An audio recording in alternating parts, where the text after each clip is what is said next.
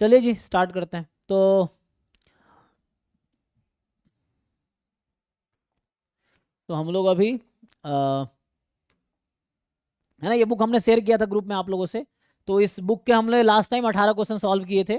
अभी जितनी क्लासेस हुई हैं, तो एक बार बता दूं नए लोगों के लिए, ये बुक है ऑलरेडी ग्रुप में शेयर हुआ था, ठीक है ना। तो ये ISI एम स्टैट्स का PYQ, बस हमने PYQ उठा के कंपाइल करके आपको दे दिया है। तो ये है, तो इसमें 2024 से 2019 तक के एम स्टैट्स के PYQs हैं। तो हमने इसके 18 क्वेश्चन सॉल्व किए थे, अभी 19 से कंटिन्यू करते हैं, ठीक है। सो बाकी आप लोग सॉल्व करके आए तो ऐसे डाउट भी, यहाँ तक हम लास्ट क्लास में किया था हमने, ठीक है। अब यहाँ से कंटिन्यू करते हैं, देखो। तो द क्वेश्चन इज,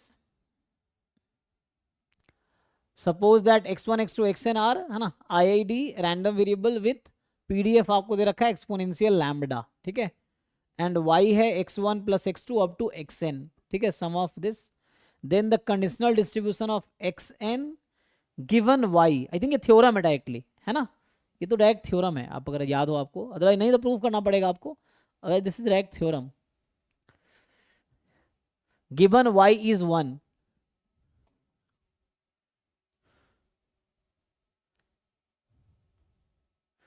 है ना। सो ये आपसे पूछ रहा है PDF of xn given y is 1, है ना। तो xn गिवन y इज 1, ये पूछ रहा है।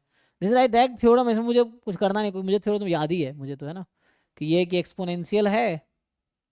So xn given x1 plus x2 xn is equal to 1, this is uniform 0 1, ठीक है ना। ये थ्योरम है, आपको प्रूफ किसी बुक में मिल जाएगा, स्टैंडर्ड बुक में, ये थ्योरम ही है।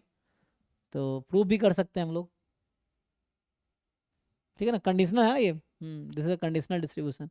तो ये दिस इज थ्योरम, है ना, आपको बुक में मिल जाएगा। सो ये थ्योरम है, इन्होंने जस्ट दे दिया, आपको याद है, ठीक है, नहीं याद है तो प्रूफ करो ये।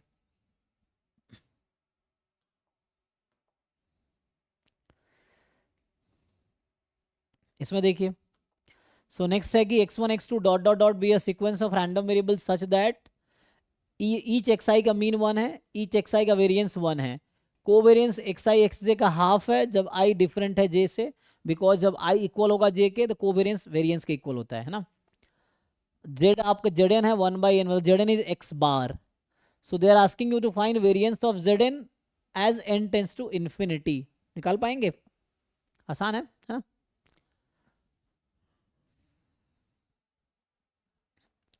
वेरिएंस ऑफ Zn मतलब what? Variance of 1/n summation xi, i from 1 to n, n को बाहर निकालोगे तो ये 1/n square, variance of x1 से लेके xn तक, यही है। अब आप इंडिपेंडेंट तो है नहीं, so you can break using कोवेरियंसेस।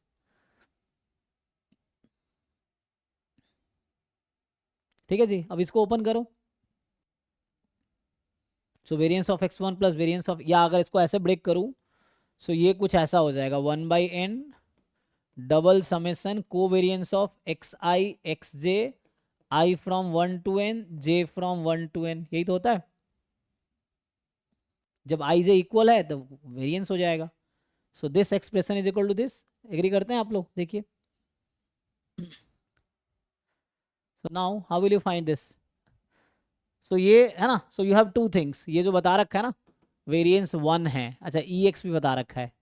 So ex is this, okay, mean is 1, variance is 1, covariance is half.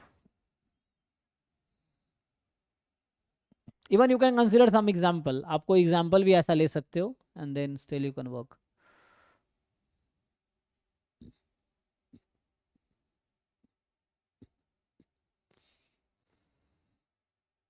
बताइए जी, क्या फाइंड कर पाएंगे? तो द पॉइंट इज, मैं सीधा सीधा इस पे आता हूं, हाँ। So can we write this, n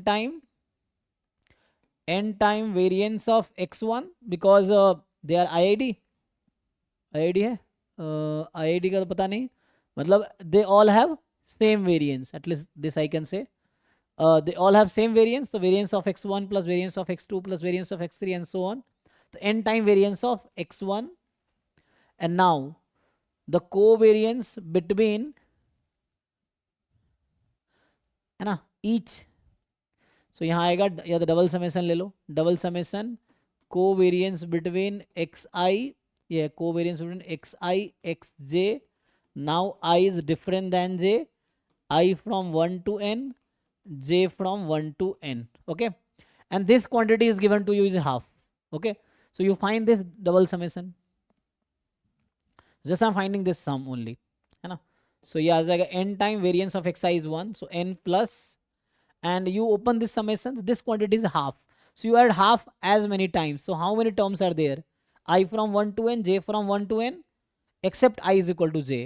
So you have actually total matrices I from 1 to n, j from 1 to n, except these diagonal entries. So how many entries are there in n cross n matrix? Total n square entries are there, except diagonal there are n square minus n. So it will be n square minus n into half. So this I got this expression. Okay, so I have this much as this, and now we want variance of z.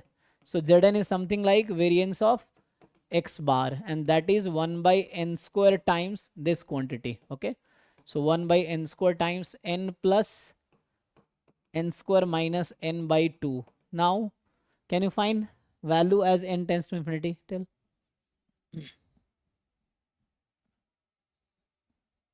So you apply n tends to infinity here, so it is easy, you just open it. So n upon n square, then 1 by 2 minus 1 upon 2n, and this n will cancel 1 upon n. So I think this half is the answer. Okay, so this is the process. So half is the answer.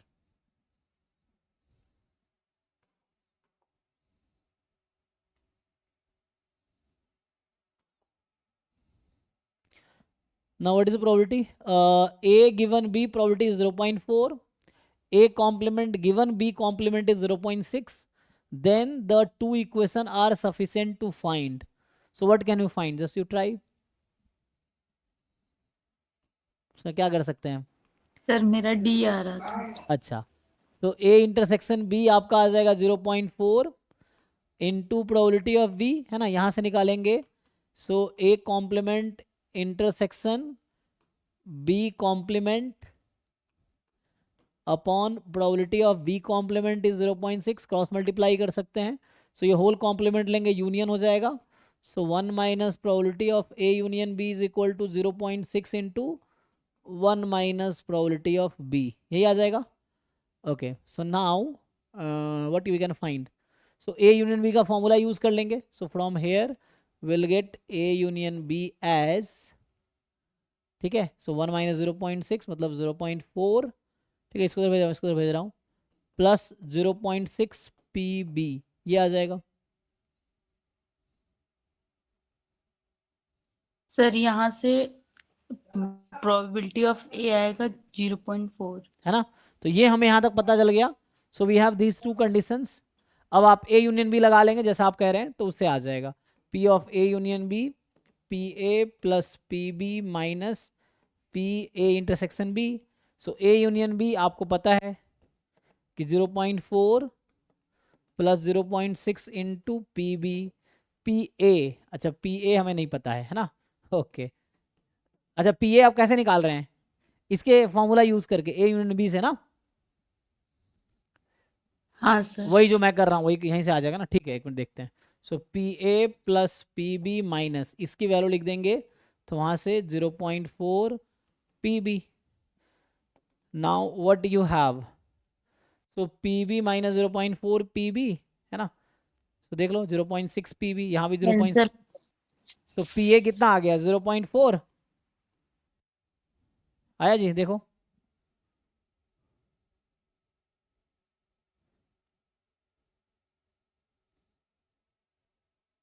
So PA तो निकल गया.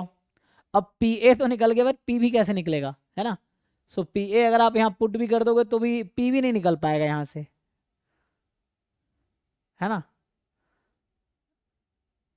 हाँ, है ना, PA आपका आ गया 0.4.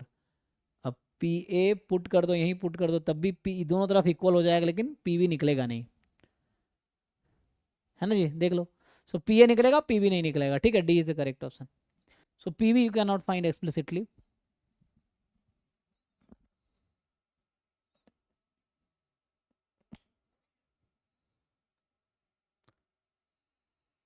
हाँ, दोनों तरफ कैंसिल हो जाएगा एक्चुअली। चलिए नेक्स्ट क्वेश्चन पे आते हैं। 22 x1 x2 xn भी IID नॉर्मल है ना, so they are IID normal with mean 0 variance sigma square. Okay, so xi are normal 0 sigma square. Defined tn is root n xn bar upon sn. अच्छा okay है ना, तो tn they defined root n xn bar upon sn. Okay, so sn is this one, sn square is this one and x bar is this. Then distribution of tn is, तो ये भी easy है, base formula पे आ जाएगा, आ जाएगा। तो ये S नहीं है, जो सैंपल वेरिएंस होते हैं नॉट सैंपल वेरिएंस है ना, क्योंकि सैंपल वेरिएंस में वहां पे लिखते हैं x i minus x bar, तो कोई दिक्कत नहीं, यहाँ से आप निकाल पाओगे इजीली।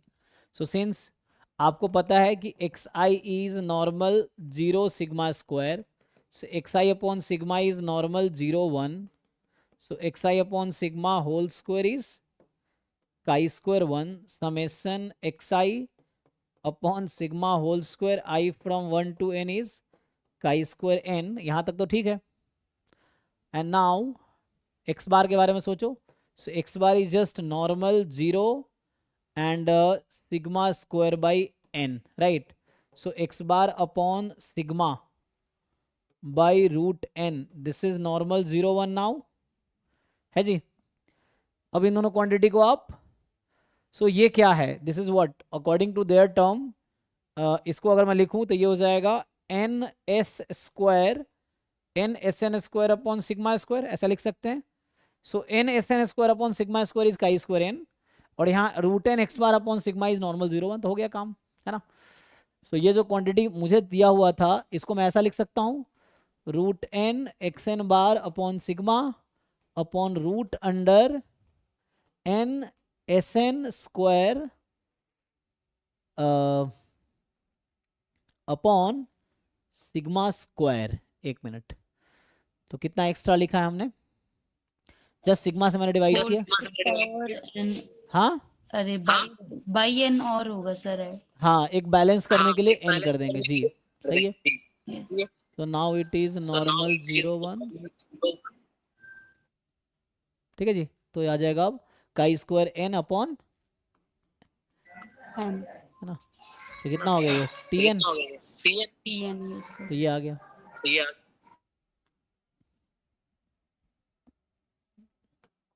तो इजी है जैम जैसा। सो अब देखिए next is consider a matrix M x minus y y x where x y are independent standard normal. Okay, so x y independent standard normal है, so x y are IID normal 0 1, ठीक। Then the probability that M is non singular, again easy है। So non singular मतलब क्या है कि probability determinant of matrix M non zero होगा, है ना। तो क्या आ जाएगा determinant, x square plus y square,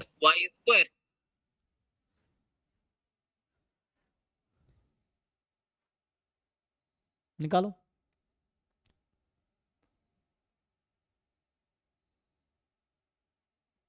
बताओ भाई, x square plus y square non zero कब होगा? तो मतलब ये तो पॉजिटिव, इसका मतलब ये कहना चाह रहा है कि सर एक्स और वाई दोनों जीरो नहीं होंगे। हाँ, अच्छा ये तो नेगेटिव हो नहीं सकता ना, x square plus y square तो, सो पॉजिटिव ही रहेगा। हाँ नेगेटिव मतलब वही मतलब जीरो नहीं होंगे, तो जीरो के अलावा कुछ भी हो सकता है। तो या तो मैं ऐसा कर दूं इसको, instead of writing this much I can write 1 minus probability x square plus y square is 0, we can write this. And now what is the probability of x square plus y square is 0?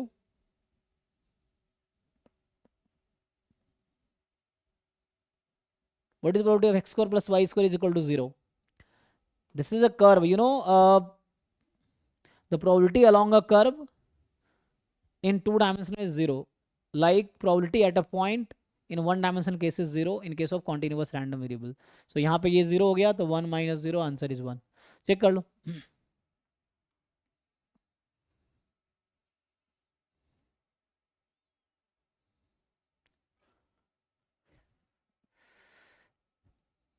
ठीक है. So probability along any curve, not inside the curve और below the curve, along any curve बोल रहा हूँ, 0 आएगा in case of continuous random variable in 2 dimension.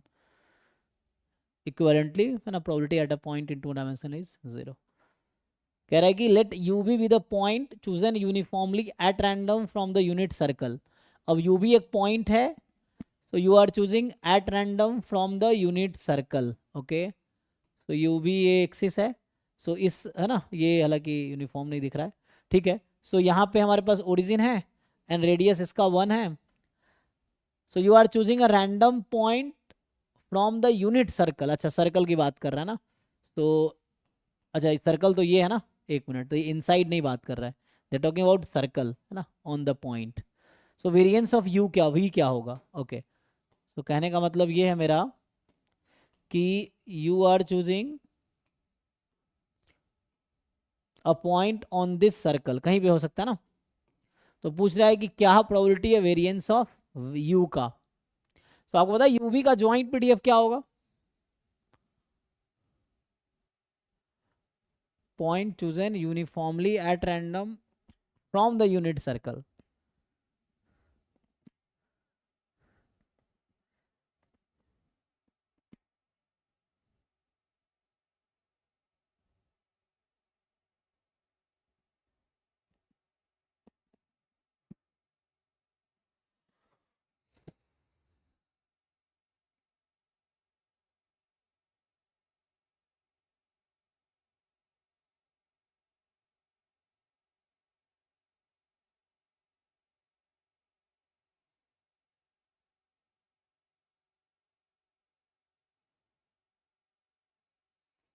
Polar form में convert कर सकते हैं. अगर पोलर फॉर्म में कन्वर्ट करेंगे, अच्छा यू तो क्या है, एक्स के अलॉन्ग, मतलब एक मान लो यू एक्सिस है ना, जैसे random point u comma v. So what is the variance of u. So question is what is distribution of you.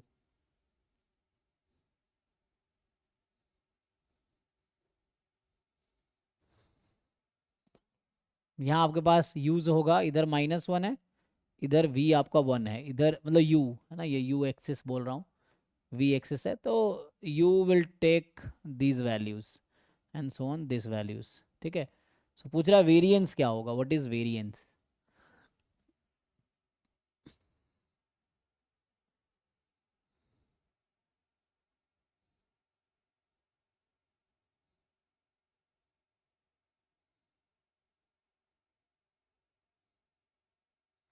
तो उसके लिए आपको u का डिस्ट्रीब्यूशन चाहिए है ना.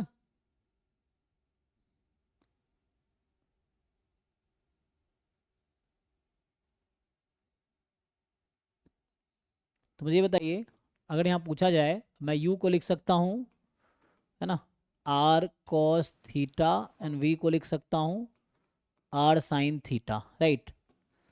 तो अब जो मैं ले रहा हूँ कि यहाँ पे r तो फिक्स है, 1 है, मतलब r इज फिक्स्ड एज 1 क्योंकि यूनिट सर्कल है. So u is only cos theta and v is only sin theta. And what can you tell about theta. So since point is chosen uniformly on the unit circle, so theta is uniform 0 to 2 pi. अब can you find now? So what is the variance of cos theta? What is the variance of cos theta when theta is uniform 0 to pi? निकालो जरा, बताओ क्या answer आएगा. So variance of cos theta मतलब क्या निकालना पड़ेगा, expectation of cos square theta minus expectation of cos theta का whole square. You can find this, find करो, बताओ. थीटा यूनिफॉर्म 0 to पाई, तो इसमें करके ये निकाल लो, ये निकाल लो, एक्सपेक्टेशन के बेसिक फॉर्मूला से आ जाएगा. ये आसान है, आई थिंक आप लोग कर लोगे, करके देखो.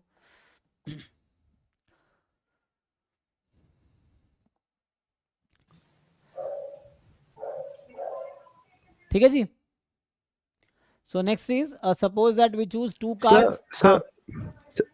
सर मुझे एक डाउट था जी.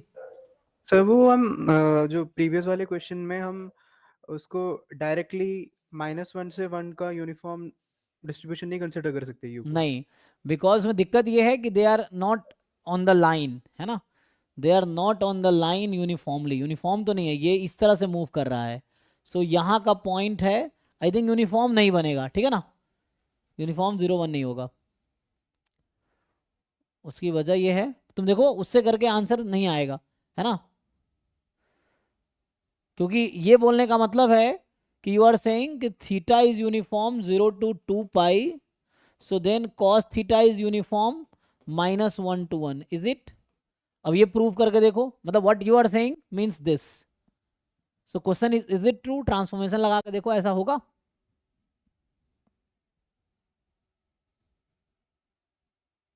ट्रांसफॉर्मेशन पता है ना कैसे करते हैं, मतलब फॉर्मूला लगा के। नहीं सर, वैसे ऐसे तो नहीं होगा। हाँ, तो उसका मतलब वो गलत है, वो नहीं कर सकते। यूनिफॉर्म 0 1 तब, -1 1 तब होता है ना, जब उस तरह से कुछ, बट ऐसा नहीं होगा ना, जब ऊपर की तरफ जा रहा है तो कुछ पॉइंट होगा जहाँ पे ज़्यादा डेंस होगा। हम्म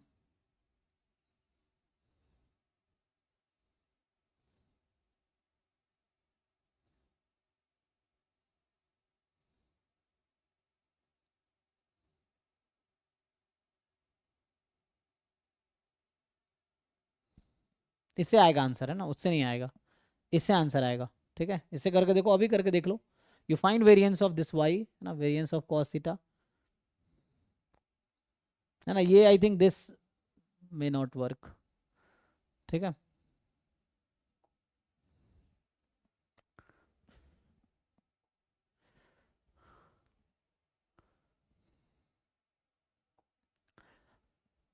suppose that we choose two cards simultaneously at random from a deck of 20 cards numbered 1 to 20. So what is the probability that smaller of the two number divides the larger? Again, simple counting problem, है ना, so you can just make it a counting problem.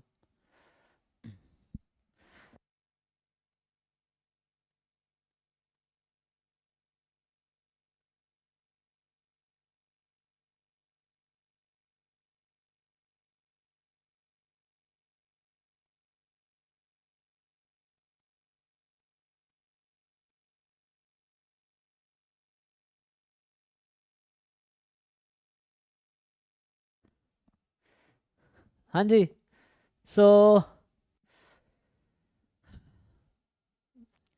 निकाल लोगे ना, ये तो simple है कि to number choose कर रहे हो, सैंपल स्पेस लिख लो टोटल क्या क्या होगा।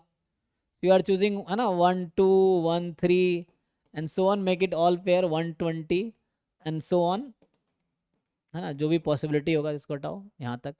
कितना होगा टोटल? 20C2, है ना, विदाउट ऑर्डर वो ले रहा हूँ, मतलब 1 2 एंड 2 1 आई कंसिडर्ड जस्ट 1।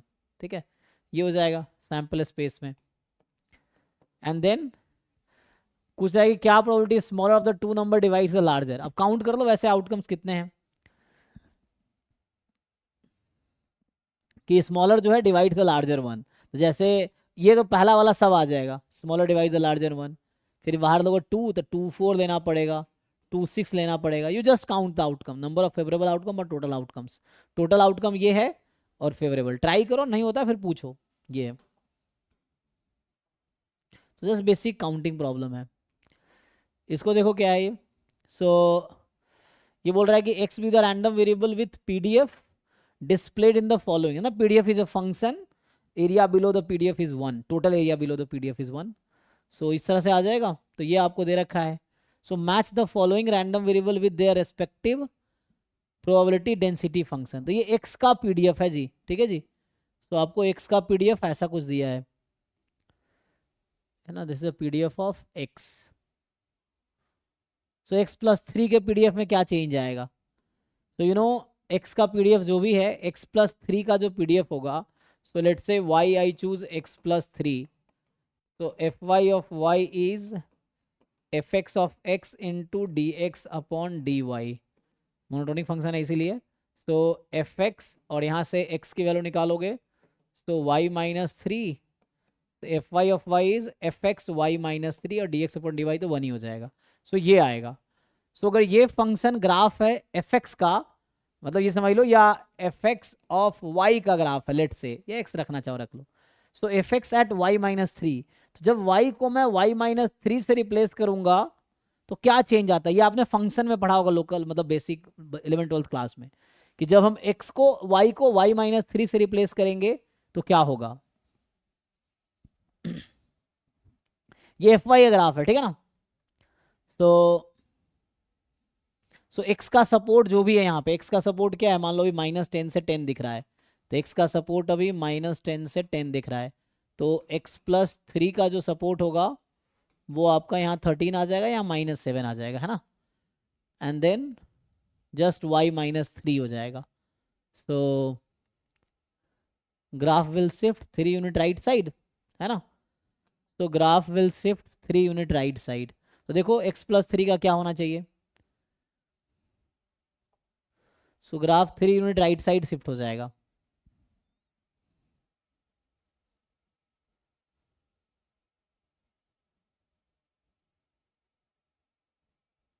तो इसका मीन कहाँ पे है, जैसे ये मीन बीच में होगा ना कहीं पे, इसका मीन भी बीच में कहीं पे है.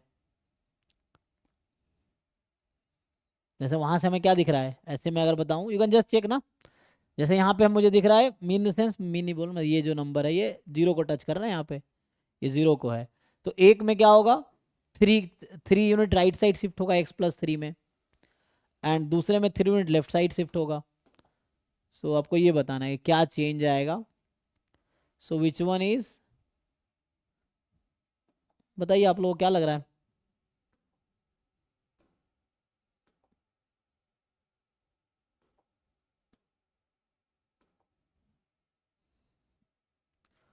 क्या होगा जी, तो ये पहले 0 पे था, ये 3 पे आ गया, इधर 0 पे था, ये -3 पे आ गया. तो इसका मतलब है कि ये x+3 होगा, ये x-3 है, और आपने सपोर्ट जो था पहले -10 से 10 है x का, सपोर्ट से ही देख लो, इतना टेंशन लेने की जरूरत ही नहीं है. जैसे -10 से 10 में था x का, तो x+3 का सपोर्ट -7 से 13 में चला जाएगा, और वैसा शिफ्ट हो जाएगा. एंड यहाँ पे x-3 का सपोर्ट जो है वो आपका सर x+3 का -13 से 7 होगा ना. x+3 का क्यों, हाँ यस सर, सॉरी इसमें अगर हम ऐड यस सर, करेंगे यस सर, है ना. हाँ यस सर. ठीक है. और ऐसे ही आपके पास और क्या ऑप्शन था, 2x, सो 2x -20 से +20, और अगर मैं पीडीएफ लिखूं 2x का एट y, तो होगा PDF of x at x into dx/dy, so 1/2. तो ये आ जाएगा fx एट y/2, है ना, इंटू 1/2. तो ये जस्ट लेंथ, पीडीएफ के लेंथ को क्या करेगा, हाफ कर देगा, सो आधा कर देगा. तो ये आपका 2x होगा, एंड ये आपका x/2 होगा. चेक करो, क्योंकि 2x -20 +20 और x/2 -5 से 5 में हो जाएगा, x/2 -5 से 5 में आ जाएगा. चेक कर लो, ठीक है. तो ये आपका x+3, ये x-3. तो अगर मैच करें हम, तो हमें क्या मैच करना है, सो हमारा जो a है, a वाले के साथ x+3 आ रहा है, हमारा b वाला जो ऑप्शन है, b कहाँ है, ये b है, b वाले के साथ 3 आ रहा है. c वाला जो ऑप्शन है, तो c वाले के साथ हमारा, अच्छा उल्टा लिख दिया, a वाले के साथ x/2 था ना, a वाले के साथ 4 जा रहा है, ठीक है ना, और c वाले के साथ ये जा रहा है, ठीक है. एंड जो d है वो 2 के साथ मैच कर लो जी. सो a goes with x/2, b goes with 2x, c with x+3, d with x-3. ठीक है. सो a with 4 and d with 2, a with 4, d with 2.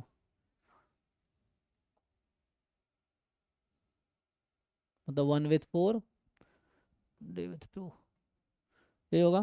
तो ये b सही होगा, मतलब you can just match it. Simple है, वो ट्रांसफॉर्मेशन पे था, जस्ट ट्रांसफॉर्मेशन ऑफ पीडीएफ पे.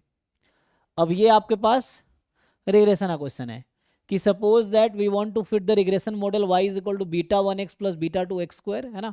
तो ये सिंपल लीनियर रिग्रेशन मॉडल ही है, जो कर्व फिट किया गया, वो क्वाड्रेटिक कर्व फिट किया गया. This is simple linear regression model, है ना. क्या होता है, because regression model is due to its parameters and parameter is linear, so it is a simple linear regression model because parameters are linear. Now suppose that we want to fit the linear for this, the 10 pairs of observation x1 y1 this are taken value, अच्छा, where xi is take value 0 and 1. अच्छा, तो xi 0 या 1 ले सकता है. तो which of the following can be estimated using the method of least square. सो कौन सा एस्टिमेट किया जा सकता है लिस्ट स्क्वायर से? I think list square method आप लोग जानते हैं। तो क्या होता है लिस्ट स्क्वायर एस्टिमेशन मेथड? सो इसमें आप क्या करते हैं, यू जस्ट जो समेशन एप्सिलॉन स्क्वायर है इसको आप मिनिमाइज करते हैं, राइट? तो एप्सिलॉन यहाँ से निकालोगे, सो Y i minus beta 1 x i minus beta 2 x I square, यही आ जाएगा आई फ्रॉम 1 to 10। तो ये take this function as beta 1 comma beta 2। अब जरा मैक्सिमाइज करो भाई, निकालो बीटा 1 निकलेगा, ये तो सॉल्व करना पड़ेगा इसके लिए। जैसे सिंपल लीनियर रिग्रेशन मॉडल में ना लिस्ट स्क्वायर को आप प्रूफ कभी किए हो तो प्रूफ करना पड़ेगा, प्रूफ करके देखना पड़ेगा। सो अब क्या करना होगा आपको, you differentiate g with respect to beta 1 put it 0, you differentiate g with respect to beta 2 put it 0, and then you find beta 1 and find beta 2। But आपको एक और चीज बता रखा है कि xi will take value 0 and 1, है ना? so xi take two values 0 and 1, तो या xi 0 या 1 होगा, ठीक है? तो जब 0 रखेंगे तो उस केस में yi 0 ही हो जाएगा, और 1 रखेंगे तो बीटा 1 प्लस बीटा 2। पहले इसको सॉल्व करके देखो क्या आता है, देन वी कैन कंसीडर कि क्या आता है। कैन बी एस्टिमेटेड यूजिंग, है ना, मेथड ऑफ लिस्ट स्क्वायर।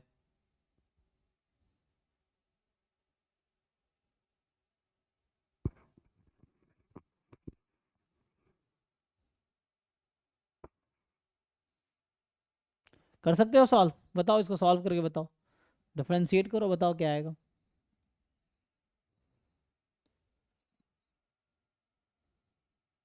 ठीक है ना, फाइंड करके देखना, उसके बाद देखना कि 0 1 रखने पे क्या होगा, which one can be estimated.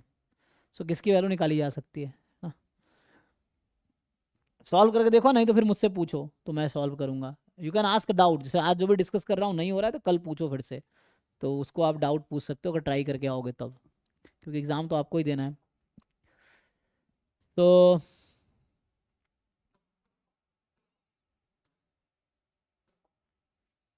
Consider a bivariate sample x1 y1 x2 y2 xn x9 y9, जहां पे xi आपका i है, ठीक है ना, for i from 1 to 9।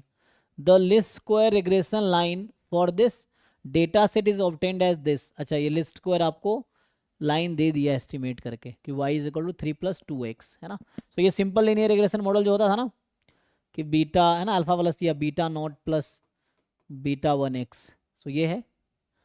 Letter it turn out that the y five was recorded wrongly. अच्छा, तो wifi जो है वो रॉन्गली रिकॉर्ड हुआ था। So when the revised regression line is obtained which of the following are possible?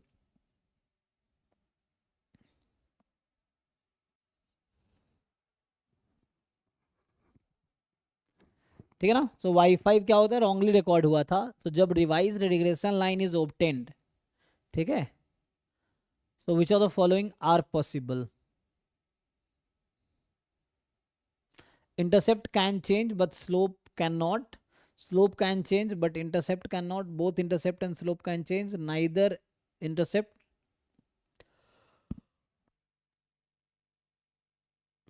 nor slope changes, है ना, slope can change। बताओ भाई क्या डिफरेंस आएगा?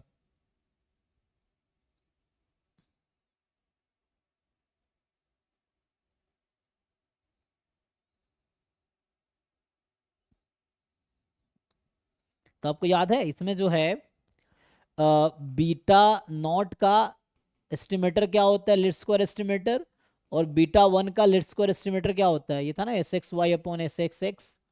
ये क्या होता है ना, वो तो आपको पता ही है, XI minus x bar into YI minus y bar upon summation XI minus x bar whole square, ये होता है ना। अच्छा, लेकिन एक चीज़ ये बता रखा है कि XI को I ही रखना है। ओ, XI फिक्स कर रखा है, अच्छा ठीक है ना, तो XI को I रखना है। तो यहाँ से आ जाएगा x बार क्या आएगा चेक कर लो, एंड अगेन ये, और ये क्या होता है y बार माइनस बीटा 1 हैट x बार, ये है, चेक करो। तो इसमें जहां जहां yi है xi को I रख दो पहले, और x बार भी निकल आएगा फिर तो, क्योंकि हमारा x क्या है 1 से लेके 9 तक, तो x बार क्या हो जाएगा 1 2 अप टू 9/9, तो 9 इंटू 10/9, यही है। तो ये आपका मीन आ गया 10। सो उस तरह से तो यहाँ एक्स बार जो है, ये तो एक्स बार फिक्स हो गया ना। सो ये जो, अच्छा हमें लाइन तो पहले दे रखा है कि लाइन ये था 3 + 2x, ठीक है, तो उसको पुट कर देते हैं। क्योंकि हमें तो जब वैसा एस्टिमेट देखेंगे तो हमें बता रखा है कि बीटा नॉट हैट हमारे पास 3 था और बीटा 1 हैट 2 है इनिशियली। तो इससे कुछ इक्वेशंस आ जाएंगी, फिर उससे पता चल जाएगा क्या होने वाला है। तो उसको पुट कर दो वहाँ से एंड सिंप्लीफाई करके देखो क्या इक्वेशन आती है, एंड देन फर्दर आप पता चल जाएगा उससे कि y5 का रोल कहाँ कहाँ है। बस आपको ये देखना कि y5 का रोल कहाँ कहाँ है, वही देखना है। तो जैसे मैंने कहा x बार 10 आ गया, xi i है और x बार यहाँ 10 है। सो दिस यू पुट हेयर, और एक बार क्या करो, इसको पुट करो 3 के इक्वल और इसको पुट करो 2 के इक्वल, एंड देन इक्वेशन निकालो क्या होगा। अब देखो y5 के चेंज होने से क्या इफेक्ट पड़ेगा, है ना, ये चीज़ है। समझ पा रहे हो जी। So least square estimator use करो, then you put this is equal to this quantity is equal to 2, this is equal to 3, xi को i और x बार को 10 रख के इक्वेशंस निकालो क्या होता है, एंड देन अब आपसे पूछा है कि when the revised regression line is obtained. अब हमें दूसरा रिग्रेशन लाइन ऑब्टेन करना है ना, तो beta not beta 1 he observe करना है। तो बस आपको ये देखना है ना कि वाई आई का रोल कहाँ पे आएगा।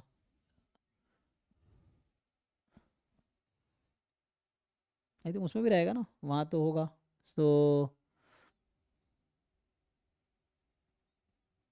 इनिशियली जो हमारे पास आएगा यहाँ से, जैसे वाई बार जैसे दिख रहा है आपको, सो वाई बार वहाँ से आ जाएगा, बीटा 1 हैट जो भी आएगा वो देखना पड़ेगा। बीटा 1 हैट जैसे वहाँ से 2 है, तो मैं अगर बात करूँ सो 2 × 10 + 3 से कुछ 13 आपका आ जाएगा, और दूसरे वाले इक्वेशन से क्या मिलेगा, यही।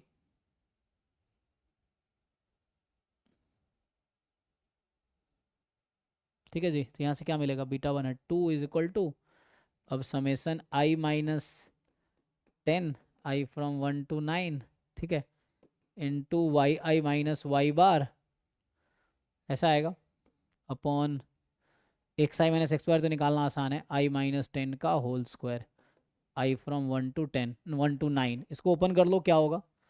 सो ये समेसन निकाल लोगे ना यहाँ से, तो यहाँ से फिर एक y में इक्वेशन आ जाएगी, है ना। सो ये सिंप्लीफाई करके देखो क्या आती है, यहाँ y बार आप 13 यूज कर सकते हो। सो इससे क्या निकल आएगा, सो y5 इज रॉन्गली ऑब्जर्व्ड।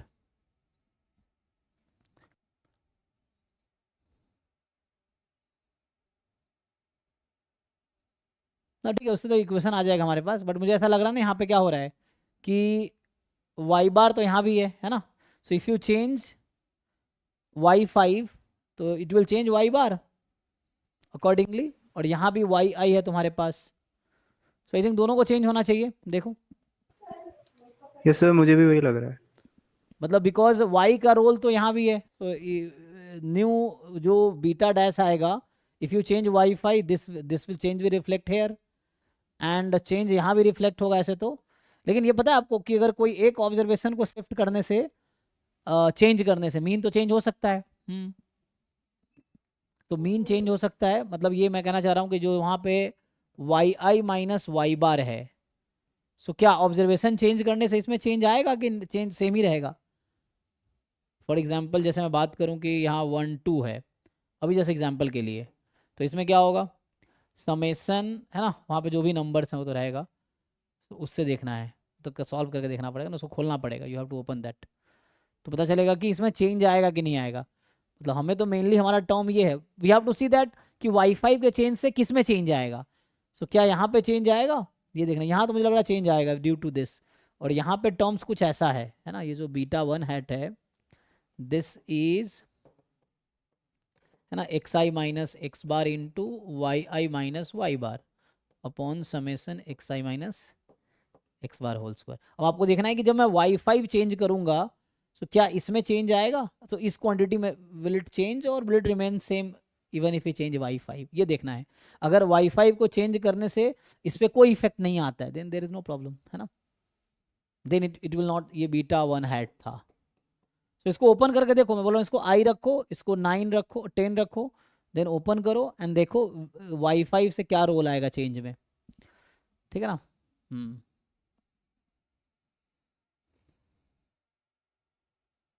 मुझे ऐसा भी लग रहा है कि दोनों चेंज आएगा, है ना, because they will effect. But ऐसा तो हो सकता है कि अगर शिफ्ट हो रहा हो तो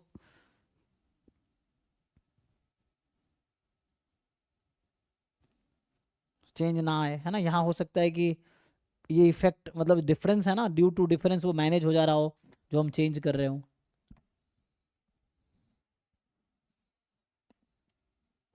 एनीवे चेंज चेक करो इसमें से क्या होगा। सो अभी तो मुझे यही लग रहा है कि इट विल इफेक्ट बोथ, ठीक है ना, दोनों होना चाहिए अभी तो इसके according. But you have to calculation करने के बाद डिटेल में पता चलेगा, उसको तुम करके देखो, नहीं तो फिर पूछो अगर ट्राई करके आए हो तो। Now see this 29 x1 x2 xn आर IID normal μ1, okay. So normal μ1 हमारे पास है, we want to test mu is equal to 0 against mu is non zero, ठीक है। सो नॉर्मल μ1 है और इसका क्रिटिकल रीजन क्या आएगा, consider following two sided problem. अच्छा तो ये है दिस, तो इसका अगर तुम क्रिटिकल रीजन निकालोगे तो ये तुम्हारा आएगा एक्स बार माइनस, है ना, अगर साइज अल्फा लोगे तो एक्स बार माइनस 0/σ/√10, सिग्मा 1 है वहाँ पे, ठीक है।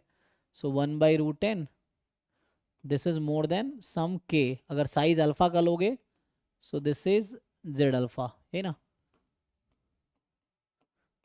तो ये आ जाएगा, और इसका लिखोगे तो वही एक्स बार माइनस 0/σ/√10, सिग्मा 1 है less than equal to z minus z alpha because इधर अल्फा रहेगा, ठीक है, ये माइनस जेड अल्फा ऐसा आएगा, ओके।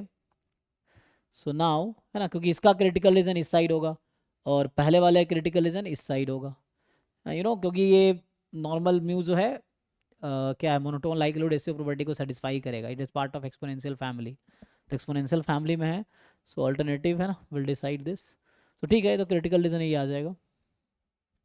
अब पूछना क्या चाह रहा है कि phi a eta and phi b eta denote the most powerful test of size this, ठीक है। सो जो मैं लिखा हूं ना, this is the most powerful critical region for this is the most powerful critical region for this, okay. So अब कहना चाह रहा है कि then for testing H not against H1, अब इसका जो क्रिटिकल रीजन आता है, so there is a theorem, so this does not have any most powerful critical region, ठीक है, इसके पास कोई मोस्ट पावरफुल क्रिटिकल नहीं होगा, लेकिन उसको वो कर सकते हैं ना। तो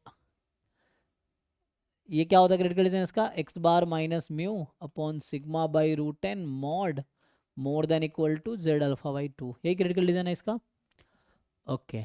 सो ठीक है ना, तो यहाँ जेड अल्फा था, इधर जेड अल्फा बाई 2 यहाँ होगा एंड यहाँ माइनस जेड अल्फा बाई 2 यहाँ पे होगा। सो पूछ क्या रहा है ये कि testing H not against H1, है ना, H1 वर्सेस H1, तो क्या होगा इसका क्रिटिकल रीजन क्या होगा, है ना, question is this. So phi x is phi a eta plus this is at least is a test for at least, क्या बोला, is a test of size eta, this is a test of size 2 eta. अच्छा sum कर दिया दोनों critical reason का, है ना, most powerful test, है ना, most powerful test means most powerful critical region, test is identify by its critical region, ठीक है। So most powerful test means most powerful critical region, so most powerful critical region है, तो सम जो होगा मतलब इसका क्रिटिकल रीजन क्या होगा, इसका सम होगा और साइज अल्फा ईटा का होगा एंड देन, अच्छा यहाँ ईटा लिखने का मतलब साइज ईटा है, ओके। तो यहाँ जो अल्फा लिख रखा हूँ वो ईटा है, यहाँ जो ईटा लिखा हुआ है यहाँ पे साइज अल्फा है, तो अल्फा और ईटा सेम है, क्वेश्चन का ईटा और मेरा अल्फा सेम है। तो phi x is phi a eta x into this for is a test of size this, half maximum of this and this is size of eta by 2 and phi x this is a test of size 2 eta। so बताइए क्या होगा।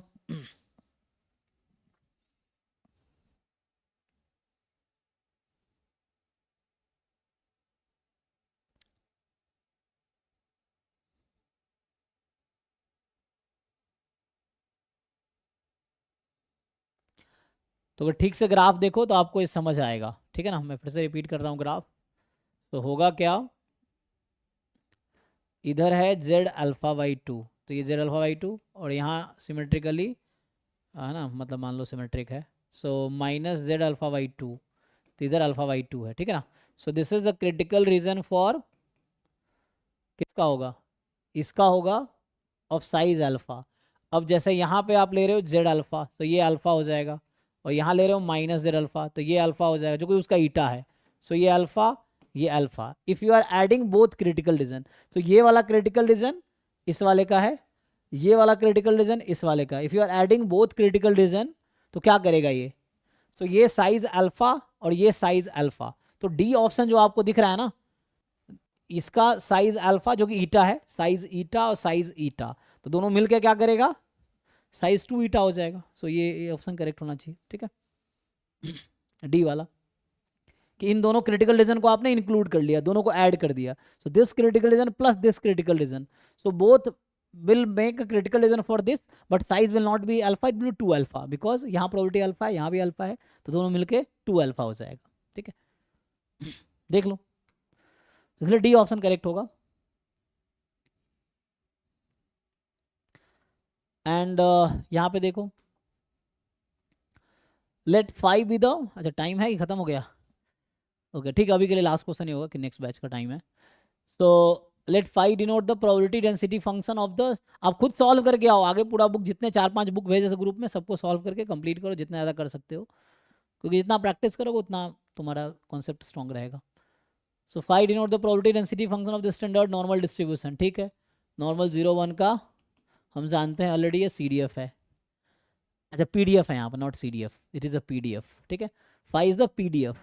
अब theta का PDF define कर रहा है, normal का PDF अगर थीटा 0 है और हाफ ऑफ दिस अगर थीटा दिस है, तो लिख लो, कोई दिक्कत नहीं है। सो ये हो जाएगा 1/√2π e की power minus half x square जब x थीटा 0 है, और ये होगा 1/√2π, 1/2 बाहर पहले से है, e की power minus half x minus 1/2 का होल स्क्वायर, ठीक। तो यहाँ आपको समझ आ रहा होगा। सो कहने का मतलब ये है कि दिस इज नॉर्मल 0 1 अगर थीटा 0 है, और दिस इज नॉर्मल 1,4 है ना, 1/√2π सिग्मा, कब, जब थीटा 1 है, समझ आ गया। सो PDF has 2 part, when theta is 0 x has distribution normal 0 1, when theta is 1 x has distribution normal 1,4, okay. Now, assume that x1, x2, xn are IID from f theta, this f theta. Which of the following is a sufficient statistics for theta? तो आप definition याद करो, what is definition of sufficient statistics?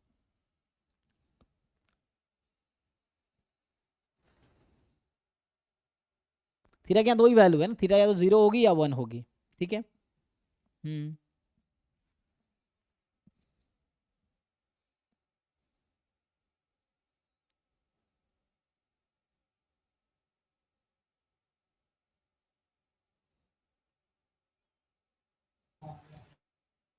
हाँ जी बताइए।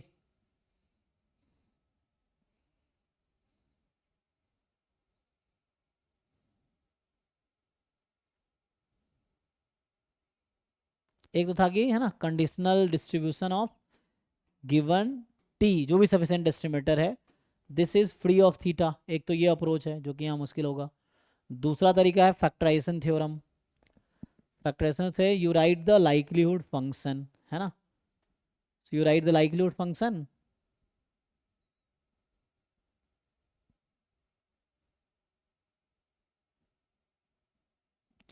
सो जब theta 0 रहेगा तो क्या बनेगा, तो इसका लाइक्लीहुड फंक्शन 1/√2π का स्क्वायर e की power minus half summation xi square, ऐसा होना चाहिए।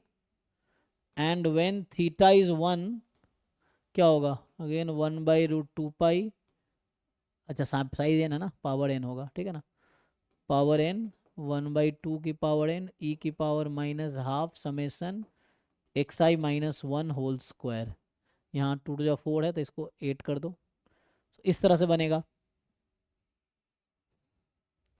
अब इसको खोलो जरा, फैक्टराइजेशन थ्योरम पे ही फिट कर लो, हो जाएगा।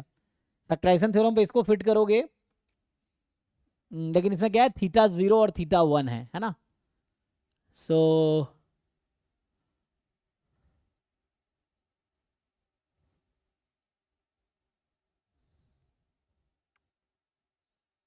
कोई दिक्कत नहीं है। इंडिकेटर फंक्शन ऑफ थीटा ऐसे अगर इंडिकेटर फंक्शन में लिख लो, you write as a indicator function, ठीक है। सो मैं सीधा सीधा अगर आप लिख के समझाऊँ तो ये कुछ ऐसा बनेगा, ठीक है।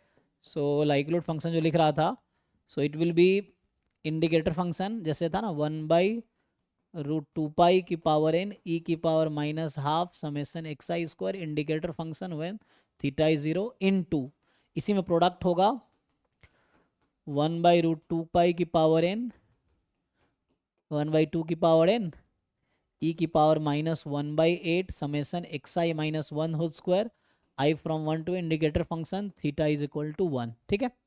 Now apply factorization theorem, product है दोनों, ठीक है ना।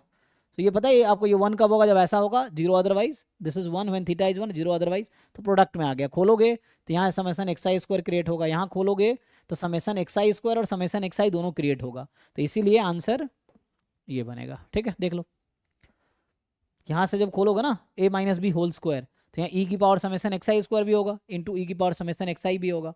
सो आपको पता होगा क्या करते हैं इसको, h of x into g of theta t। So t जो यहाँ पे होगा 2 डायमेंशनल होगा, so t you will have summation xi and summation xi square, ठीक है। सो ये आएगा यूजिंग फैक्टराइजेशन थ्योरम। सो आज ये स्टॉप करते हैं, सो कल आगे यहाँ से कंटिन्यू करेंगे। सो ये सब्जेक्टिव पार्ट आ गया, मुझे लगता है पहले ऑब्जेक्टिव कर ले या सब्जेक्टिव करें, पहले सारे ऑब्जेक्टिव या तो निपटाते हैं, बताओ। यस सर, पहले सारे ऑब्जेक्टिव निपटाते हैं। तो फिर हम आएंगे सब्जेक्टिव वाले पार्ट पे, तो ये पहले ऑब्जेक्टिव निपटा लेते हैं। जैसे हमें एक 30 ऑब्जेक्टिव कर लिए, 2024 का था, तो 24 में 30 क्वेश्चन, मतलब हर साल 30 क्वेश्चन आते हैं शायद, तो हमने 2024 के जो 24 ऑब्जेक्टिव क्वेश्चन 30 हैं, 30 ऑब्जेक्टिव क्वेश्चन उसको कंप्लीट कर लिए हैं। सब्जेक्टिव बाद में करेंगे। तो ये दूसरा ऑब्जेक्टिव हम लोग है ना, आई थिंक है ना, ये ग्रुप ए ग्रुप बी ये सब सब्जेक्टिव पार्ट है, ये सब्जेक्टिव है। तो हम ऑब्जेक्टिव पे आएंगे, तो नेक्स्ट जो पेपर स्टार्ट होगा उसका 2000, ये आ गया ना यहाँ से, हाँ। So this is I think 2023 का यहाँ से स्टार्ट होता है, 2023 का यहाँ से स्टार्ट होगा, ऑब्जेक्टिव है। तो 2023 में जो भी 30 क्वेश्चन होंगे ऑब्जेक्टिव, नेक्स्ट क्लास में वो डिस्कस करेंगे। पहले ऑब्जेक्टिव पार्ट कंप्लीट कर लेते हैं, फिर सब्जेक्टिव वाले पार्ट पे आएंगे। देन सब्जेक्टिव में लिखूंगा सॉल्यूशन पूरा, हाँ। इसका कट ऑफ कितना जाता होगा? कट ऑफ आप वीडियो देखिए, मैं डिस्कशन किया था उसमें मनोप्रिया से, है ना, ओके। Last year. किसी को आइडिया है? आई थिंक ज़्यादा नहीं होता, 30 में से कितने चाहिए, 16 नंबर शायद, जहाँ तो मुझे याद है 15-16 क्वेश्चन होता है। ओके, मतलब 15-16 क्वेश्चन अगर करेक्ट है। 50%, हाँ। आप वीडियो देखना, मनोप्रिया के साथ एक सेशन हुआ था, मैं वीडियो शेयर कर दूंगा। और सर मतलब अगर कितना था जी अभिनव? around 60 marks 60 marks, yeah, 4 marks per question है। एक मिनट, तो एक बताइए हमें, जो पार्ट ए है आपका उसमें 30 क्वेश्चन है ना, और ईच 4 मार्क्स का है ना। सो 100 कितने हो गए, 120 ना, 50% हो गया, ठीक 60 है। अगर हाँ, तो अगर 60 मार्क्स है वही 50%, 15 क्वेश्चन। हाँ 15 क्वेश्चन अराउंड, है ना। 60 मतलब 60 मार्क्स चाहिए, तो अराउंड 50%, हाँ, ठीक है ना। और सर ये दूसरे वाले पेपर में कौन सा दूसरा, पार्ट बी? सब्जेक्टिव? हाँ पार्ट बी का बताओ जी, आइडिया है अभिनव? Sir, it depends on the year. Like they count like फिर भी एक 1 average. into part A plus 2 into part B, like that. Some year they change 1 into part A plus 3.5 into part B. So it depends the year. है ना So सब। we need to wait for the announcement. Okay okay. So subjective में क्या होता है कि in the subjective actually ये जो कई बार क्वेश्चन है ना 1 इंटू, मुझे बोला ना कि एक क्वेश्चन इंटू 2 कर देता है, फिर इंटू यहाँ 3 कर दिया, उसके अकॉर्डिंग फिर वो डिसाइड करते हैं कट ऑफ।